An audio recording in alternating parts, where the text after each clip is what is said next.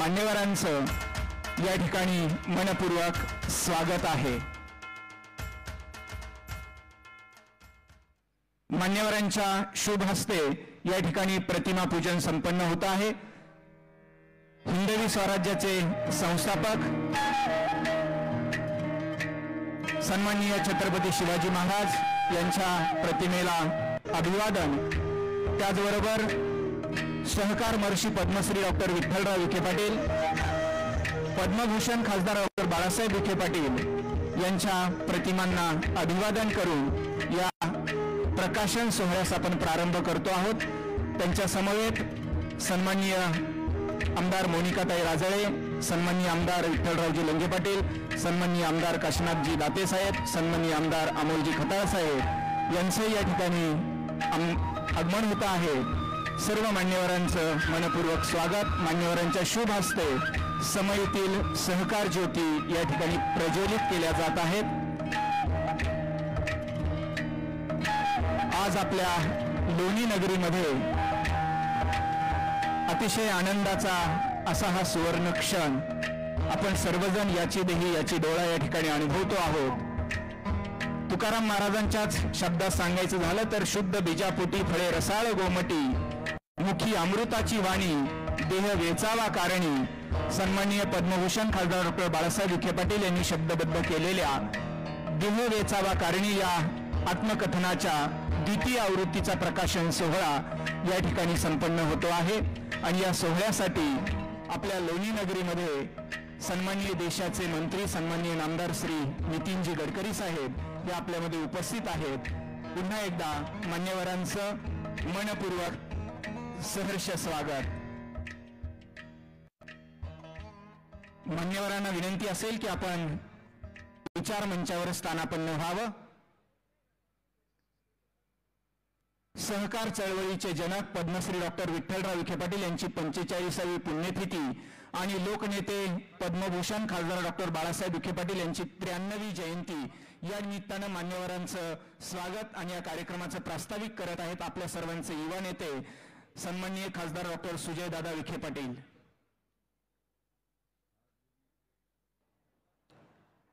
आज लोणी येथे प्रवरा औद्योगिक शैक्षणिक व सांस्कृतिक समूहाच्या वतीने पद्मश्री डॉक्टर विठ्ठलराव विखे पाटील यांच्या 45व्या पुण्यतिथी समारंभ आणि लोकनेते पद्मभूषण डॉक्टर बाळासाहेब विखे पाटील यांच्या 93व्या जयंती समारंभाच्या प्रीत्यार्थ देह वेचवा कारणी या आत्मचरित्राच्या दुसऱ्या आवृत्तीच्या प्रकाशन सोहळ्याला लाभलेले ज्यांच्या शुभ हस्ते हा कार्यक्रम होणार आहे असे भारताचे रस्ते वाहतूक व महामार्ग मंत्री माननीय नामदार श्री नितीनजी गडकरी साहेब, कार्यक्रमाचे अध्यक्ष ज्येष्ठ नेते माननीय श्री अण्णासाहेब पाटील मस्के साहेब, व्यासपीठावरील जिल्ह्याचे पालकमंत्री माननीय नामदार राधाकृष्ण विखे पाटील साहेब, उपस्थित असलेले आमदार माननीय मोनिकाताई राजळे, माननीय किरणजी लामटे साहेब, माननीय अमोलजी खताळ, माननीय विठ्ठलरावजी लंगे, माननीय काशीनाथजी दाते सर, उपस्थित असलेले माननीय श्री राजेंद्र विखे पाटील साहेब, व्यासपीठावरील प्रवरा परिवारातले उपस्थित असलेले सर्व सन्माननीय सदस्य,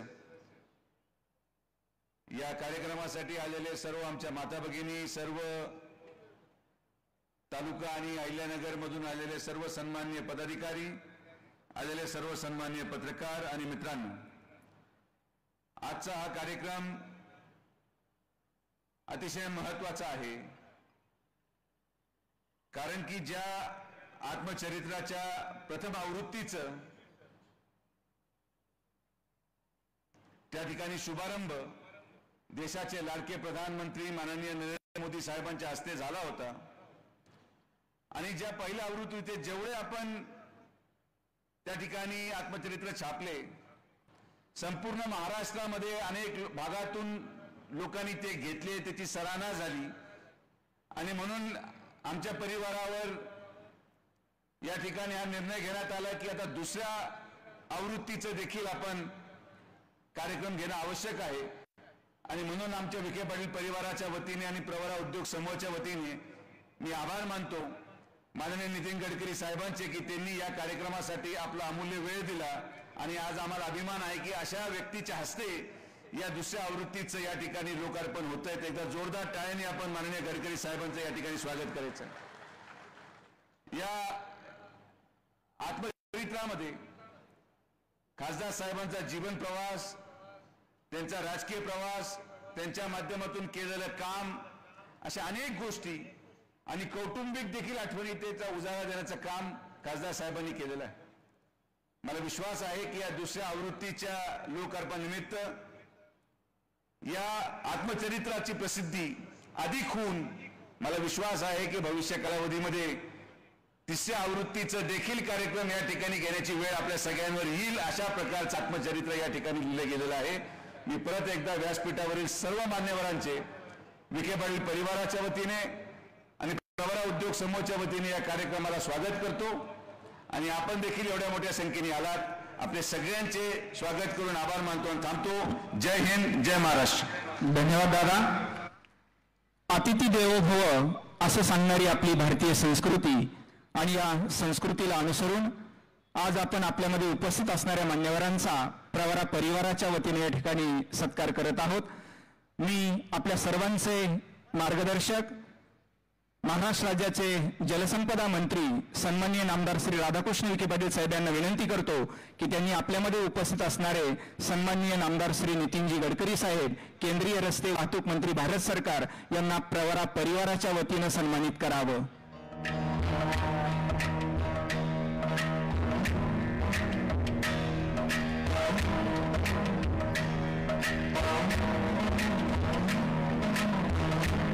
आपल्या कामातून, आपल्या कार्यातून, आपल्या कर्तृत्वातून आपली एक वेगळी ओळख निर्माण केली असे आपल्या सर्वांचे मार्गदर्शक सन्माननीय नितीनजी गडकरी साहेब यांचा सन्मान करताना मला मनस्वी आनंद होतो आहे. त्याचबरोबर त्यांना रामाची मूर्ती या ठिकाणी प्रवरा परिवाराच्या वतीनं भेट दिली जाते आहे. त्यांचाही ते या ठिकाणी स्वीकार करत आहात. प्रभू श्री रामचंद्रांची ही मूर्ती या निमित्तानं त्यांना सप्रेम भेट दिली जात आहे.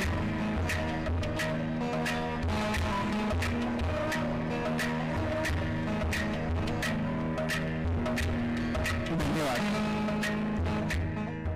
ज्यांच्या अध्यक्षतेखाली हा आजचा कार्यक्रम संपन्न होतो आहे. आजचे या कार्यक्रमाचे अध्यक्ष आपल्या सर्वांचे मार्गदर्शक महाराष्ट्र राज्याचे माजी मंत्री सन्माननीय अण्णासाहेब म्हस्के पाटील यांचा सत्कार श्री ज्ञानेश्वर पाटील गोंदकर, सभापती कृषी उत्पन्न बाजार समिती राहता यांनी करावा अशी त्यांना विनंती आहे. आजच्या कार्यक्रमाचे अध्यक्ष सन्माननीय माजी मंत्री अण्णासाहेब म्हस्के पाटील यांचा सन्मान या ठिकाणी संपन्न होतो आहे.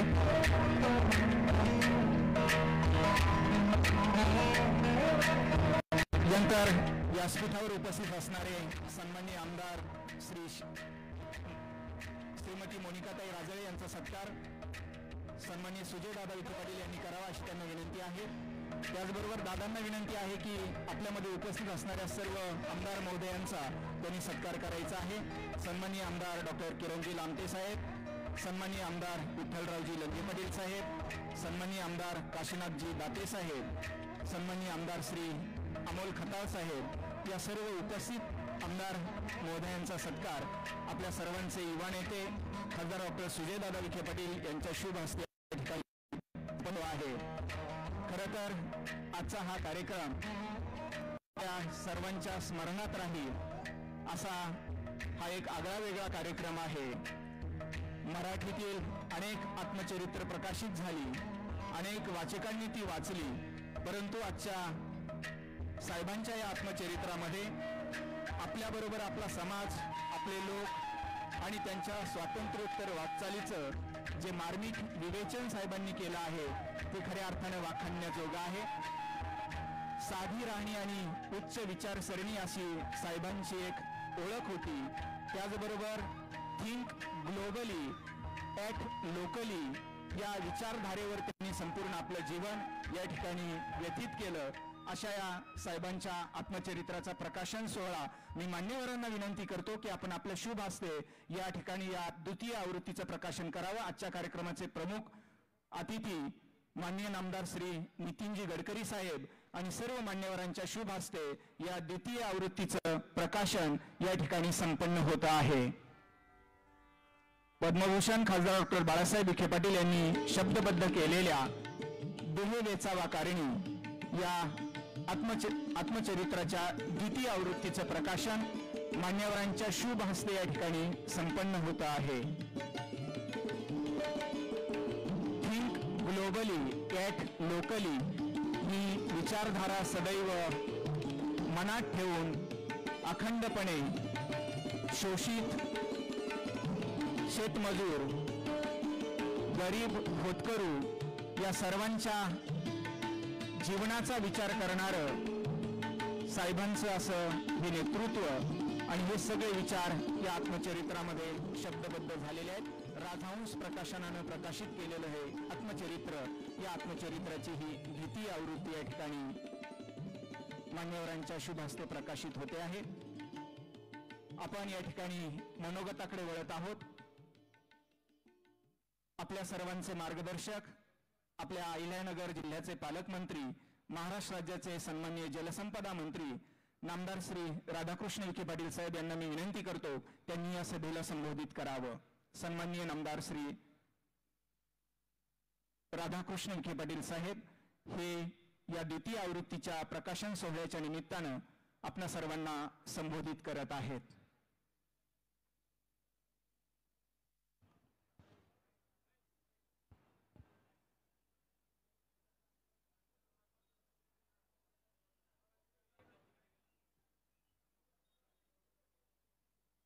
आदरणीय लोकनेते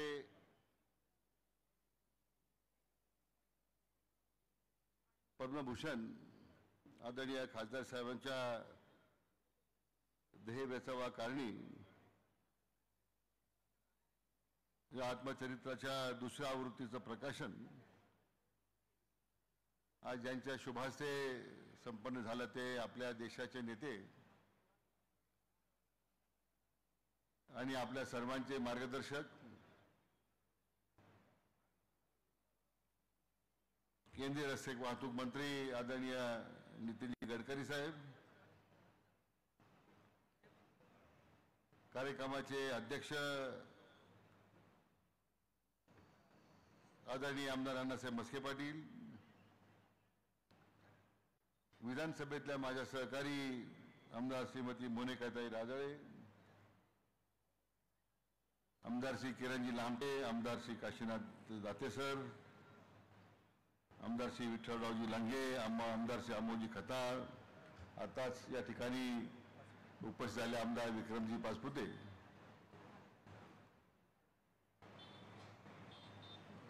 प्रवरा विद्यापीठाचे कुलपती डॉक्टर राजेंद्र विखे पाटील,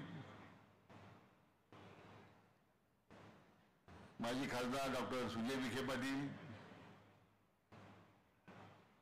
प्रवरा सहकारी बँकेचे चेअरमन डॉक्टर भास्करराव खर्डे पाटील, कृषी उत्पन्न बाजार समितीचे सभापती माननीय आबा गोंदकर, गोदावरी दूध संघाचे चेअरमन माननीय राजेजी परगणे, सौ शालिनीताई विखे पाटील, सौ सुवर्णाताई, लोणी बुद्रुकच्या सरपंच श्रीमती कल्पनाताई मैर, प्रादेशिक अधिकारी रस्ते वाहतूक मंत्रालयाचे माननीय प्रशांतजी फेगडे, मुख्य अभियंता माननीय संतोषजी शेलार, माननीय विनायकरावजी देशमुख, जिल्ह्याचे अध्यक्ष नितीनराव दिनकर, बँकेचे उपाध्यक्ष मच्छिंद्र पाटील, सर्व उपस्थित पदाधिकारी आणि या सोहळ्याकरता आलेले सर्व माझे बांधव भगिनी आणि उपस्थित तरुण मित्रांनो, पद्मश्री डॉक्टर विठ्ठलराव विखे पाटील यांची 45वी पुण्यतिथी आणि आदरणीय खासदार साहेबांची 93वी जयंतीच्या निमित्तानं आताच तो संपन्न झालेला आहे. याचं औचित्य साधून या आत्मचरित्राच्या दुसऱ्या आवृत्तीचं प्रकाशन आज या ठिकाणी संपन्न होत आहे. प्रवरा परिवाराच्या वतीने या प्रकाशन सोहळ्याकरता आदरणीय गडकरी साहेबांनी यावं असा आपला सर्वांचा आग्रह होता आणि आदरणीय खासदार साहेबांचे त्यांचा जो ऋणानुबंध होता त्या व्यक्तिशः मी त्यांना भेटून आग्रह धरला, विनंती केली आणि त्यांनी या कार्यक्रमाला उपस्थित राहण्याचं मान्य केलं. ते आपल्यामध्ये उपस्थित झालेत. मी तमाम परिवाराच्या वतीने त्यांचं मनापासून स्वागत करतो, त्यांना धन्यवाद देतो. जसे डॉक्टर सुय्यांनी सांगितलं की 2020 साली विश्वनेते आदरणीय प्रधानमंत्री नरेंद्र मोदी साहेबांच्या शुभ हस्ते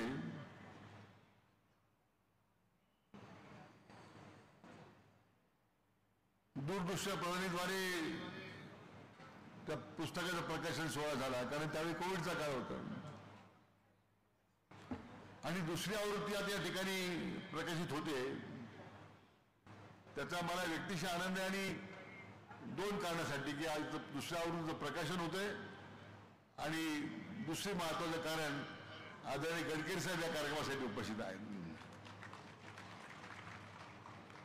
तर म्हणजे आदरणीय खासदार साहेबांचा आणि आदरणीय गडकरी साहेबांचा जो स्नेह आहे तो राजकारणाच्या पलीकडला होता आणि त्यामुळे इतक्या वर्ष संसदेमध्ये साहेबांनी काम केलं. आदरणीय गडकरी साहेब त्या ठिकाणी आहेत. या निमित्तानं जुन्या आठवणीला त्या ठिकाणी उजाळणी मिळावी असं या कार्यक्रमाचा खरं म्हणजे घेण्यामागचा पाठीमागे आमचा प्रयत्न आहे. हे आत्मचरित्र आपण पाहिलं साहेब की यामध्ये राजकीय सामाजिक वाटचालीतून त्यांचा जो प्रवास या ठिकाणी झालेला आहे त्या आत्मचरित्राच्या माध्यमातून तो समोर त्यांनी मांडलेला आहे. अनुभव जरी व्यक्त करत असले तरी समाजकारणामध्ये वावरणारं नेतृत्व जे आहे ते समाजभिमुख होतं आणि त्याचं प्रतिबिंब या आत्मचरित्राच्या माध्यमातून आपल्याला त्या ठिकाणी पाहायला मिळतं. खरं म्हणजे त्या काळामध्ये तो मोठा संघर्ष होता, पण त्या संघर्ष व्यक्तिगत त्यांनी काही मिळावा म्हणून नव्हता, तो आमच्या शेतकऱ्यासाठी होता.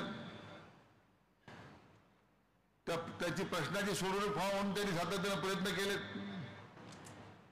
वेगवेगळ्या राजकीय व्यवस्थेविरुद्ध त्यांनी पाण्याच्या प्रश्नाच्या संबंधी आवाज उठवला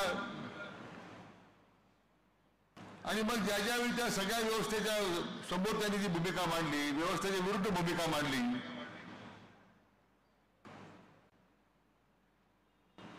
त्या अनुभव या आत्मचरित्रामध्ये त्यांनी लिहिलेला आहे. म्हणून खरं म्हणजे आत्मचरित्राची जी उत्कंठा वाढवते ती त्या कारणाने आहे. खरं म्हणजे आत्मचरित्र हे वेचावा काढणे फक्त आत्मचरित्र नाही, तर ते राजकारणात आणि समाजकारणातील घडामोडीचं एक मोठं दस्तावेज आहे असं म्हणण्यात हरकत नाही. आणि माझ्या या आत्मचरित्राच्या दुसऱ्या आवृत्तीच्या शुभारंभ प्रसंगी आपल्यासारख्या अनुभव संपन्न नेतृत्वानं या ठिकाणी यावं, खरं ही पाठीमागची आमची सगळ्यांची भूमिका होती. आज खरं भारतीय राजकारणामध्ये आदरणीय गडकरी साहेबांचं स्थान फार महत्वाचं आहे आणि वेगळं आहे. खरं म्हणजे देशाच्या स्वातंत्र्यानंतर या देशाच्या कामासाठी जर कोणी गती आणि शक्ती दिली असेल तर ती खरं आदरणीय गडकरी साहेबांनी दिली. तर काश्मीर पासून तर कन्याकुमारीपर्यंत जे रस्त्याचं जाळं विणलं जाते, आज ज्या दळणवळणाच्या सुविधा मजबूत होत आहेत, त्यातून देशाच्या विकासाला चालना मिळते. उद्योग असेल, शेती उत्पादन असेल, व्यापाराची वृद्धी असेल, हे सगळं आज देश महासत्तेकडे जे वाटचाल करतोय त्यामध्ये रस्ते विकासाचं सगळ्यात मोठी भागीदारी आहे आणि याचं सगळं श्रेय आदरणीय गडकरी साहेबांनी या ठिकाणी दिलं पाहिजे. आणि म्हणून त्याचा सर्वांना आपला अभिमान आहे. की असं नेतृत्व आज पुण्याचा जर मुंबई द्रुतगती मार्ग पाहिला ज्याच्या स्वप्नात नव्हता, त्या स्वप्नाच्या पलीकडे त्या महामार्गाची रचना त्यांनी पहिल्यांदा केली राज्याचे मंत्री असताना. आजही देशाला तो महामार्ग दिशादर्शक आहे. आणि अशा या संपूर्ण रस्ते विकासाच्या मध्ये केवळ फक्त रस्ते विकासाचं काम ते करत नाहीत, पण ते रस्ते विकास करताना ते पर्यावरणाच्या समतोल राखणारे आहेत. प्रदूषण मुक्त झालं पाहिजे, हरित ऊर्जेच्या विकासाला चालना मिळाली पाहिजे. पण सगळ्यात महत्त्वाचं आज महाराष्ट्रामध्ये देशामध्ये आज सहकारी कारखानदारीला किंवा खाजगी कारखानदारीला जी आज उर्जित अवस्था आली, त्यांचा सातत्यानं आदरणीय गडकरी साहेबांचा आग्रह होता की इथेनॉलचं धोरण आपण मोठ्या प्रमाणात स्वीकारलं पाहिजे. आणि मला असं आपलं अभिनंदन केलं पाहिजे की आपल्या प्रयत्नामुळे आज जवळजवळ 20% इथेनॉलचं ब्लेंडिंग होतंय. सहकारी कारखानदारीला आणि शेतकऱ्याला मोठं जीवदान त्यानिमित्तानं मिळालं, ही फार मोठी उपलब्धी साहेब आपली आहे. आणि म्हणून मनापासून आमच्या शेतकरी वर्गाच्या वतीने सुद्धा आपलं मी अभिनंदन करतो. कारण आपल्या अहिल्यानगर जिल्ह्यातून अनेक राष्ट्रीय महामार्ग जात आहेत. आज जो महामार्गाचं भूमिपूजन नांदूर शिंगोटे ते कोलार याचं चौपदरीकरणाचा कामाचा शुभारंभ झालाय. काही टप्प्यामध्ये चौपदरीकरण आहे, काही टप्प्यामध्ये फक्त रस्त्याचं रुंदीकरण आहे. मी आदरणीय गडकरी साहेबांना विनंती केली का संपूर्ण कोलार ते नांदूर शिंगोटे रस्ता हा आपण चौपदरीकरण म्हणून करावा, अशा प्रकारची विनंती आपल्या निमित्ताने मी करणार आहे. कारण म्हणजे अनेक रस्त्याचे या ठिकाणी उल्लेख झाला. सुरत हैदराबादच्या बाबतीमध्ये आपल्याला शेतकऱ्यांशी संवाद केला, त्या अडचणी काही शेतकऱ्यांच्या होत्या आपण समजावून घेतल्या. आमदार शिवाजीराव कळले या ठिकाणी आलेत, त्याने डॉक्टर सुजय या दोघांनी या विषयामध्ये अतिशय विशेष पुढाकार घेऊन नाही तर शेतकऱ्यांनी रस्त्याचं काम बंद केलं असतं, परंतु सातत्यानं शेतकऱ्यांशी संवाद करून हा प्रश्न निकाली निघाला पाहिजे. आणि या सगळ्या भागाच्या विकासाला उद्याचा एक नवा पर्व म्हणून आम्ही जे पाहतोय या हैदराबाद चेन्नई सुरत हायवेच्या निमित्तानं, ते मला वाटतं ते पुणे त्याला जावं अशा प्रत्येकाची इच्छा आहे.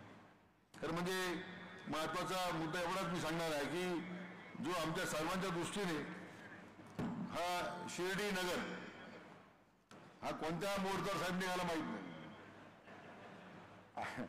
माझ्या दोन्ही निवडणुका त्या रस्त्यावरच झाल्या.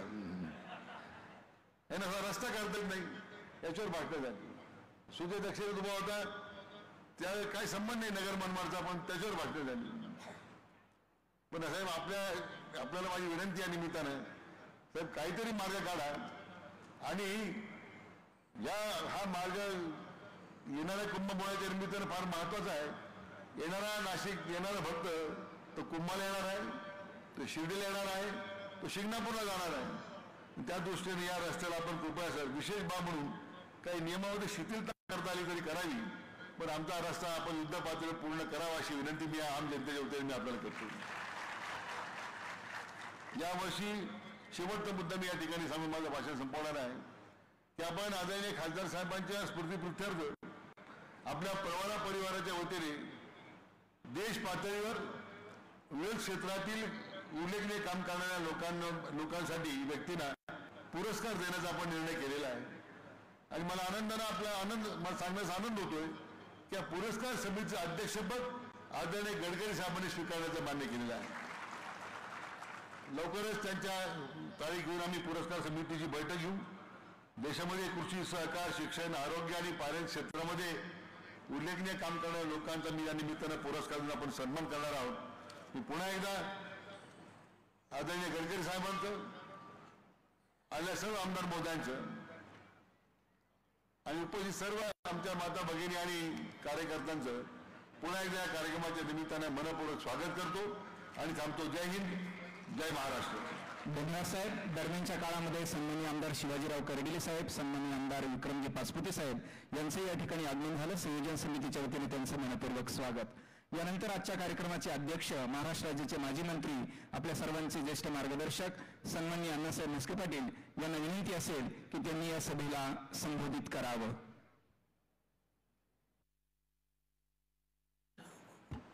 आज आपल्या प्रवरा औद्योगिक शैक्षणिक आणि सांस्कृतिक समूहाच्या वतीनं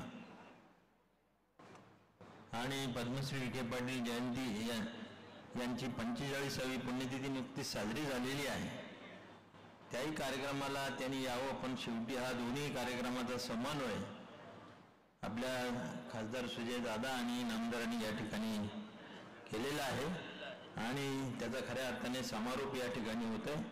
आजच्या कार्यक्रमाचे सन्माननीय अतिथी या देशाचे सार्वजनिक बांधकाम आणि रस्ते वाहतूक मंत्री आदरणीय महाराष्ट्रातील एक थोर विचारवंत नामदार नितीनजी गडकरी साहेब, आपल्या विभागाचे पालकमंत्री राधाकृष्ण विखे पाटील, मोनिकाताई राजळे, आमदार किरण लहामटे यांचे सहकारी आलेले जिल्हा बँकेचे संचालक, जिल्हा बँकेचे चेअरमन आमदार कर्डिले साहेब, अमोलजी खताळ, विठ्ठलराव लंगेजी, आमदार काशीनाथ दातेजी, आपल्या प्रवरा मेडिकल ट्रस्टचे सर्व कर्ताकर्व आणि कुलगुरू राजेंद्र विखे पाटील, सन्माननीय आपल्या जिल्ह्याचे आहे भाजपचे अध्यक्ष नितीन दिनकर, आपल्या विभागाच्या माजी लोकप्रतिनिधी नामदार शालिनीताई विखे पाटील आणि व्यासपीठावरील सर्वच उपस्थित मान्यवर.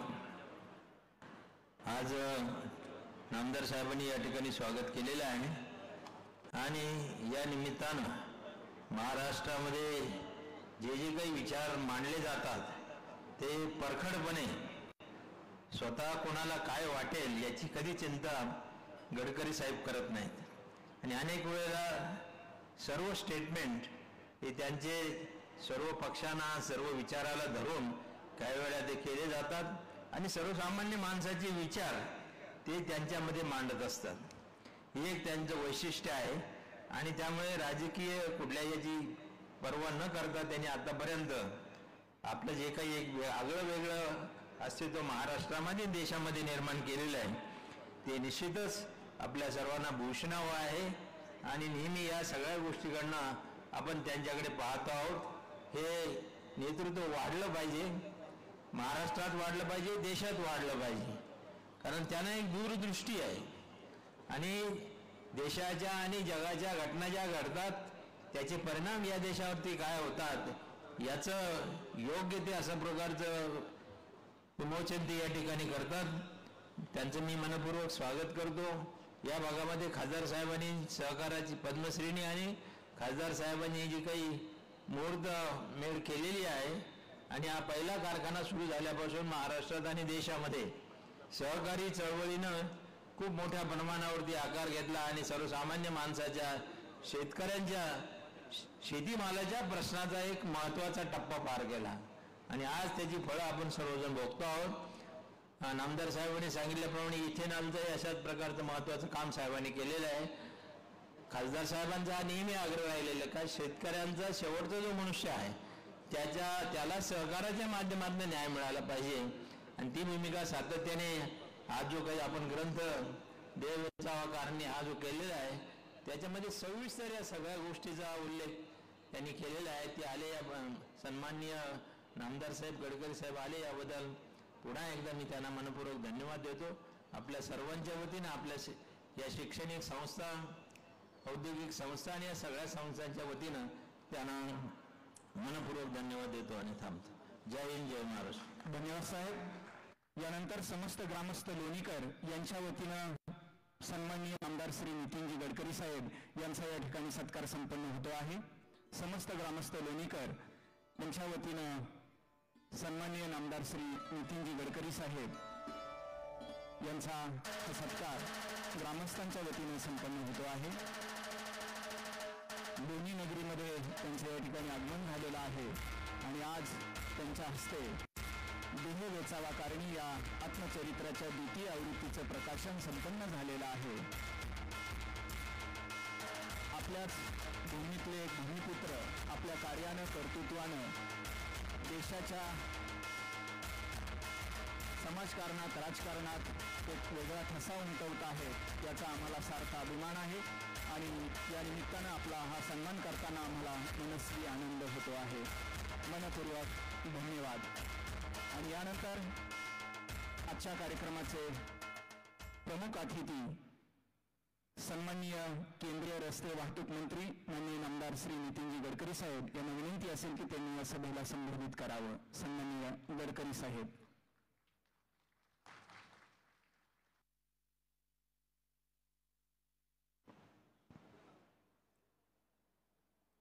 आजच्या कार्यक्रमाचे अध्यक्ष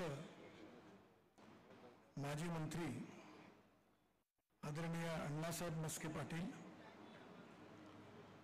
महाराष्ट्राचे जलसंवर्धन मंत्री आणि नगर जिल्ह्याचे पालकमंत्री आदरणीय विखे पाटील,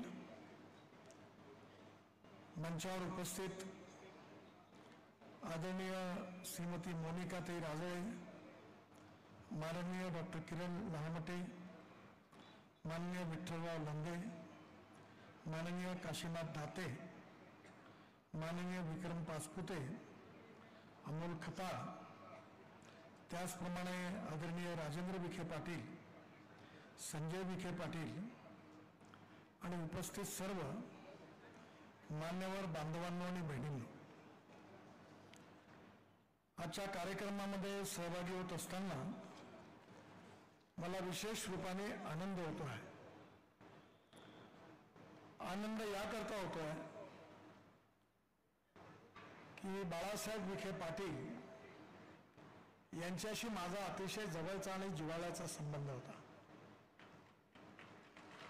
ग्रामीण आणि कृषी अर्थव्यवस्थेचा त्यांचा अभ्यास होताच, पण या क्षेत्रात व्यावहारिक दृष्टिकोनातून आपल्या कार्य आणि कर्तृत्वाने त्यांनी कार्य सिद्ध करून दाखवल्याचं ते उत्तम उदाहरण होते. ही गोष्ट महत्वाची आहे की स्वर्गीय विठ्ठलराव विखे पाटील यांनी सहकार क्षेत्रातला पहिला कारखाना या ठिकाणी सुरू केला.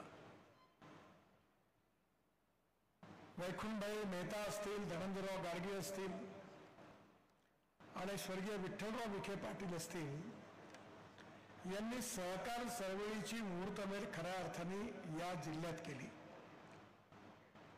आणि केवळ मुहूर्तमेढ केली नाही, तर जे प्रकल्प त्यांनी हातात घेतले ते त्यांनी यशस्वी करून दाखवले. आणि त्यांनी जो पाया उभा केला तो बाळासाहेब विखे पाटलांनी आपल्या कार्य आणि कर्तृत्वाने अजून विकसित केला. बाळासाहेबांच्या जीवनामध्ये, ग्रामीण आणि कृषी जीवनामध्ये त्यांचे सुस्पष्ट विचार होते की या देशातले गाव, गरीब, मजदूर, शेतकऱ्याचं कल्याण कसं झालं पाहिजे, या देशातला ग्रामीण भाग सुखी, समृद्ध आणि संपन्न कसा झाला पाहिजे. आणि यामध्ये त्यांनी विशेषतः या विकासाच्या दृष्टिकोनातून शैक्षणिक क्षेत्रामध्ये आणि सामाजिक क्षेत्रामध्ये देखील उत्तम कार्य केलं. पण सहकार क्षेत्रातल्या यशामुळे या ठिकाणी काम करण्याकरता शक्ती मिळाली आणि म्हणून त्यांचं कार्य, कर्तृत्व आणि नेतृत्व हे माझ्यासारख्या लहान व्यक्तीकरता नक्की प्रेरणादायी होतं. कारण ज्यांच्यापासून आपल्याला काही शिकता येईल अशी माणसं हळूहळू कमी होत चाललेली आहे. आणि त्यामुळे ते जेव्हा अर्थराज्यमंत्री होते त्या काळामध्ये अटल बिहारी वाजपेयी प्रधानमंत्री असताना, मी महाराष्ट्रात मंत्री असताना नंतर वाजपेयी साहेबांनी मला बोलावलं आणि मला प्रत्येक गावामध्ये रस्ता जोडण्याकरता एक योजना तयार करण्याचा आदेश दिला. ज्यावेळी अटलजींनी मला ही जबाबदारी दिली त्यावेळी मी बाळासाहेबांना भेटायला गेलो आणि त्यांना मी सांगितलं की अटलजींनी ही इच्छा व्यक्त केली आहे. त्यांनी सांगितलं की हे अतिशय योग्य काम आहे. मी अर्थराज्यमंत्री आहे आणि नाबार्डकडनं किंवा अन्य काही संस्थांकडनं या योजनेत सहकार्य लागलं तर मी सगळं करीन, पण ही योजना यशस्वी झाली पाहिजे, याकरता जे काही करता येईल ते तुम्ही सगळं करा, अशा प्रकारचा आशीर्वाद त्यांनी त्यावेळी मला दिला. नाबार्डचे अध्यक्ष, रिझर्व्ह बँकेचे डेप्युटी गव्हर्नर, एक मोठी कमिटी होती. 6 महिने आम्ही याच्यावर कार्य केलं आणि मी वाजपेयी साहेबांना आपला रिपोर्ट सबमिट केला.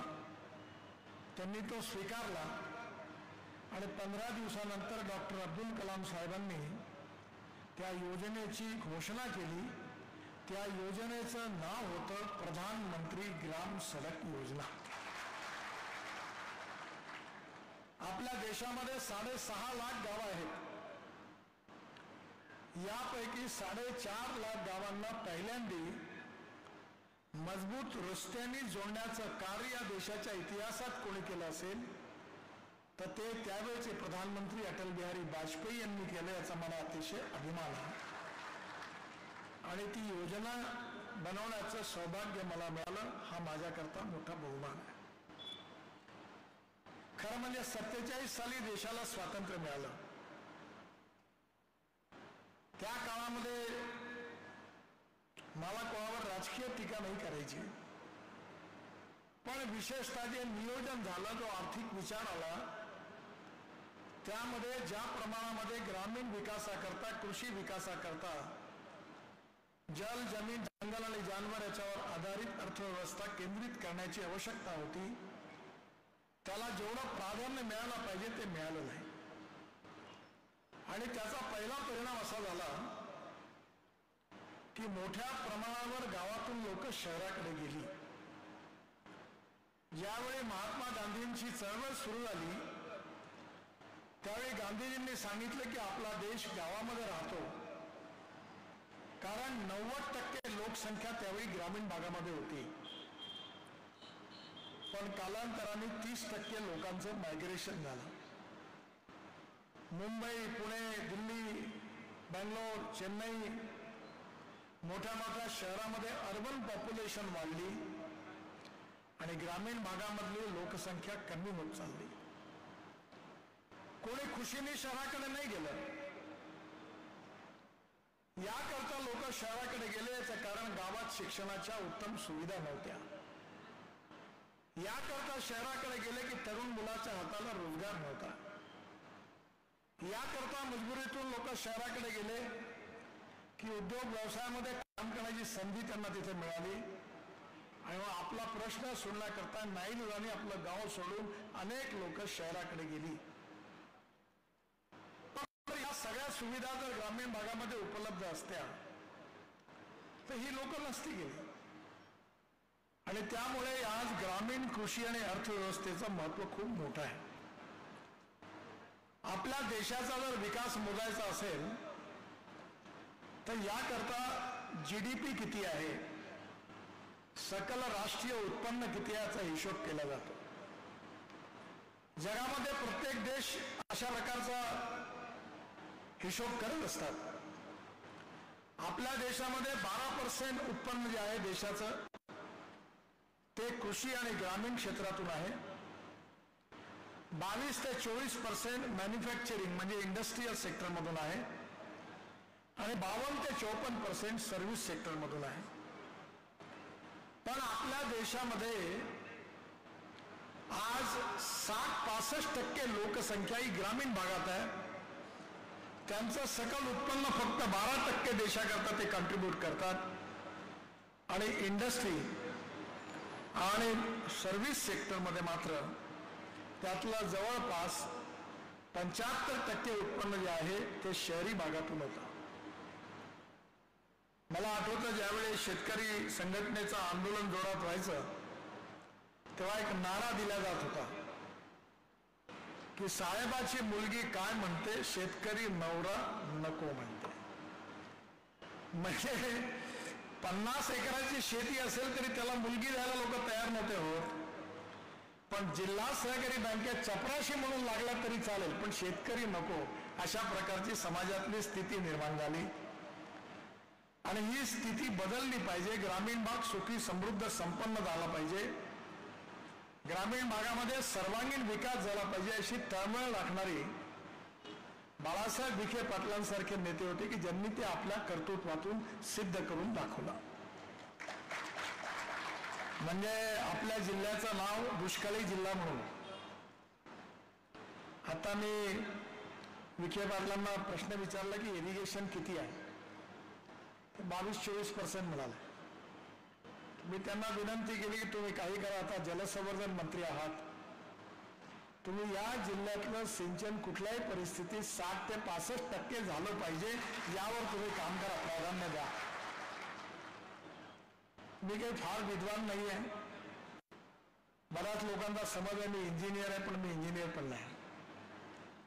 मला 13 डिलिट्स मिळालेले आहे, डॉक्टरेट, आणि त्यापैकी 6 कृषी विज्ञानावर मिळाल्या. राहुरी विद्यापीठाची पण मिळाली, पंजाबराव कृषी विद्यापीठाची मिळाली, परभणी विद्यापीठाची मिळाली, बाबासाहेब आंबेडकर विद्यापीठ, देशातल्या अनेक चेन्नईच्या त्या भागातल्या मिळाल्या. त्याचं कारण मी माझ्या आयुष्यात हे ठरवलं की जेवढं मिळायचं तेवढं पुष्कळ मिळालं.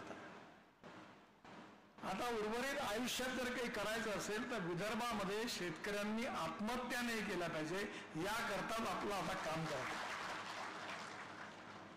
आणि म्हणून मी बाळासाहेब विखेंनी तर खूप मोठं काम केलं, मी छोट्या प्रमाणावर काम केलं. आमच्या इकडे पाणी हीच समस्या, पाणी हाच कळीचा मुद्दा आहे. मी नेहमी म्हणतो की अर्थमंत्र्यांना आग्रह धरला पाहिजे की तुम्ही बजेट जेव्हा तयार करता तेव्हा पहिली प्रायोरिटी पाण्याला द्या. पण आता मी ज्यावेळी जलसंचालन मंत्री होतो, भारत देशाचा जलसंवर्धन मंत्री होतो, त्यावेळी मी आपल्या जिल्ह्यातल्या महाराष्ट्राकरता 15,000 कोटी रुपये दिले. हे जे सांगली जिल्ह्यातले धरणं होती ही सगळी बंद पडली होती, त्यांना पैसे दिले. विदर्भातल्या आपल्या भागातले पण धरणात दिले. मला वारंवार अनेक इथले आमदार वारंवार भेटायला यायचे, अडचणीत होते, मंजूर नव्हतं, या लिस्टमध्ये नाव नव्हतं, पण पाण्याबद्दलची एवढी तीव्रता होती, मागणी होती. एक छोटंसं तत्व बाळगलं की धावणाऱ्या पाण्याला चालायला लावा, चालणाऱ्या पाण्याला थांबायला लावा, आणि थांबलेल्या पाण्याला जमिनीला प्यायला लावा. गावातलं पाणी गावात, घरातलं पाणी घरात, आणि शेतातलं पाणी शेतात. आता याच्यामध्ये एक विज्ञान पण आहे की आपल्याकडे जे खडक असतात, रॉक्स आहेत, ते 10 प्रकारचे आहेत. आपल्यापैकी काही लोकांनी कदाचित जिओलॉजी, जिओफॉर्मॉलॉजी, मिनरलॉजी, क्रिस्टलोग्राफी शिकली असेल. त्या रॉकचं वर्णन 10 प्रकारात आहे. Talc, gypsum, calcite, apatite, orthoclase, quartz, corundum, diamond. तर डायमंड हे हार्डेस्ट मटेरियल आहे, आणि आपल्या प्रत्येक जिल्ह्यातला रॉक वेगळा. आम्ही सगळेजण सह्याद्रीचं पठार पाहिल्यामुळे आमच्या डोक्यात आहे की पर्वत म्हणजे काळा दगड. मला पहिल्यांदा हिमालयात कळलं की काळा दगड म्हणजे पर्वत नाही, तर माती आणि पांढरे छोटे छोटे दगड, त्याचा हिमालय तयार झाला. तिथे दगडच नाही आहे, लँडस्लाइड होतात. आणि त्यामुळे जमिनीमध्ये जे 10 रॉक्स आहेत यांचं काही कॅरेक्टर आहे की नदी नाल्यांचं खोलीकरण करून त्यात 2 प्रकार आहेत, पाणी पिणारे आणि पाणी न पिणारे. जोपर्यंत जमीन खोदायची आणि पाणी पिणारा रॉक लागत नाही तोपर्यंत खोली खाली करायचं, आणि नंतर जेव्हा पाणी पिणारा रॉक लागेल तेव्हा थांबायचं, आणि पावसाळ्यातलं पाणी तिथे अडवायचं आणि जिरवायचं. आपल्या जिल्ह्यात अनेक लोकांनी ही कामं केली आहे, मी काही नवीन सांगत नाही आहे. आणि यामधून मोठ्या प्रमाणावर काम करण्याची संधी मला मिळाली. मी राष्ट्रीय महामार्गाचा मंत्री झालो. आता रस्ते बांधायला आम्हाला काळी माती लागते, मुरुम लागतो. त्यावेळी आम्ही या कल्पनेतून मी एक योजना तयार केली आणि देवेंद्रजींना ती योजना दिली.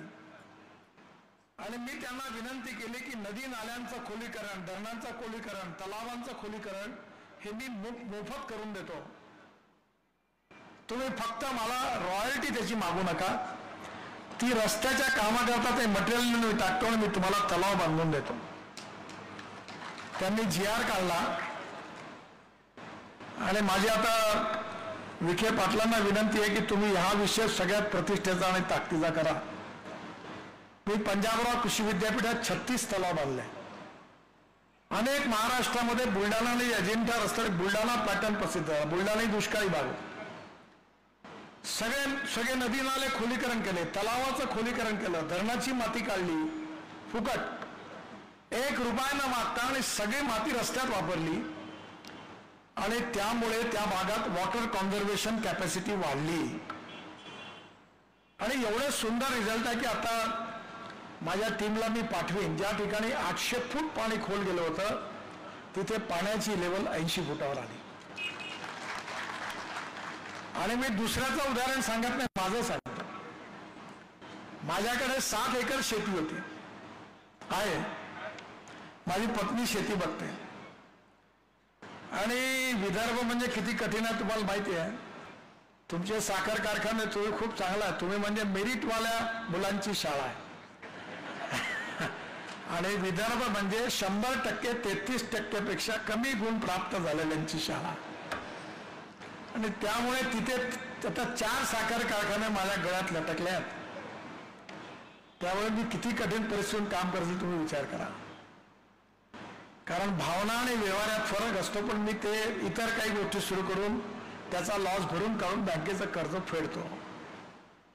या सगळ्या याच्यामध्ये माझ्याकडे जेव्हा या ठिकाणी 3 विहिरी होत्या, मला काही टीका करायची नाही, पण आपल्या सरकारी वीज केव्हा येते आणि केव्हा जाते पताच नाही. तुमच्याकडे येत असेल कदाचित, आमच्याकडे खूप प्रश्न आहेत. आणि त्यामुळे आम्ही सोलर पंप भारत सरकारला घेऊन 7.5 हॉर्स पॉवरचे 3 पंप लावले, नदी नाल्याचं खोलीकरण केलं. आणि आता माझ्याकडे 8 ते 10 तास वीज चालते. माझी 60 एकर जमीन पूर्ण पाण्याखाली आली. आणि आज अतिशय चांगली ऑर्गॅनिक शेती पण होते, उत्पन्नही चांगलं मिळतं. आणि मग आपल्या भागामध्ये तुम्ही जलसंवर्धनाचा हा कार्यक्रम हातात घ्या. आणि विहिरीला पाणी लागलं तर आपला 8 ते 10 तास सोलर पंप, माझ्याकडे 7.5 हॉर्स पॉवरचे 3 पंप आहे. आणि हे जर पाणी मिळालं आणि ते जर ड्रिपने दिलं तर मी तुम्हाला विश्वासाने सांगतो की शेतकऱ्याचं उत्पन्न दुपटीने वाढल्याशिवाय राहणार नाही, हे निश्चित आहे.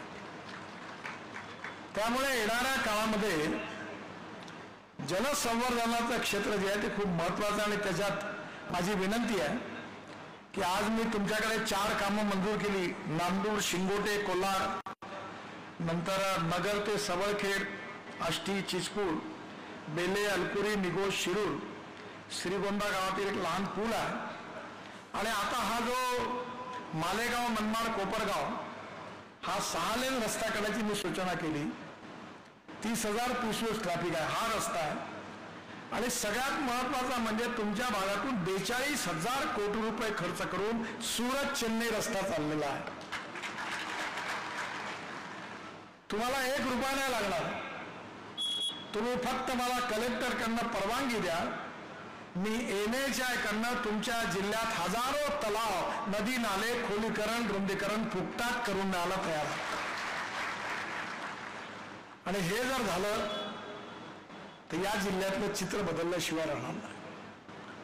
8-10 दिवसापूर्वी प्रतापराव जाधव माझ्याकडे आले होते, बुलढाणा जिल्ह्यातले मंत्री आपले केंद्रात. मी त्यांना म्हणलं कशी काय स्थिती आहे. साहेब म्हणा सगळ्यांनी मका लावलेला आहे, कारण तुम्ही एवढं पाणी आणून दिलं की आता आम्ही जिथे काही देतो का हिरवं दिसतं. कारण बुलढाणा जिल्ह्यात खूप जलसंवर्धनाची कामं झाली. आणि त्या ठिकाणून 17,000 बुलढाणा ते अजिंठा रस्त्यावर धनगर समाजाची गावे होती. आणि उन्हाळ्यामध्ये आपलं गाव सोडून सगळे आपल्या शेळ्या मेंढ्याकडून निघून जायचे, कारण पाणी नव्हतं. पण आता पाणी आल्यामुळे तिथल्या धनगर समाजातली लोक गाव सोडून जात नाही, त्यांचं मायग्रेशन बंद झालं. आणि त्या जिल्ह्यामध्ये आता ओलीत वाढलं, इरिगेशन वाढलं. आणि मग त्या काळामध्ये साखर कारखानदारी यशस्वी झाली. याचं कारण सिंचनाच्या सुविधा प्राप्त झाल्या. आज 18 कारखाने आपल्या जिल्ह्यामध्ये आहे. आणि ही जी दृष्टी त्यावेळी विठ्ठलराव विखे पाटलांनी दिली आणि बाळासाहेब विखे पाटलांनी ज्याचं वटवृक्षात रूपांतर केलं, त्याचा हा परिणाम आहे की या जिल्ह्यामध्ये पर कॅपिटा इन्कम वाढलं. आज कोल्हापूर जिल्ह्यामध्ये आपल्या देशात सगळ्यात जास्त पर कॅपिटा इन्कम आहे. याचं कारण त्या जिल्ह्यात साखर कारखाने आहेत, सिंचन आहे, पाणी आहे. पण ज्या जिल्ह्यामध्ये सिंचनाच्या सुविधा नाही आहेत त्याची परिस्थिती काय आहे? आमच्याकडे 10,000पेक्षा जास्त शेतकऱ्यांनी आत्महत्या केल्या. फास गळाला लटकवला, तो काही मानेला खास सुटली होती म्हणून नाही लटकवला.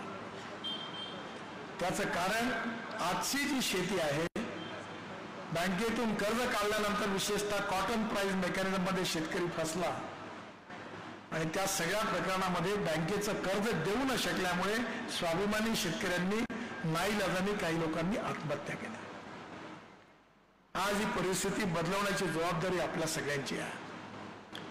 जे विठ्ठलराव विखे पाटलांनी, बाळासाहेब विखे पाटलांनी या जिल्ह्यात करून दाखवलं, ते महाराष्ट्रातल्या प्रत्येक जिल्ह्यात का होऊ शकत नाही हा खरा प्रश्न आहे.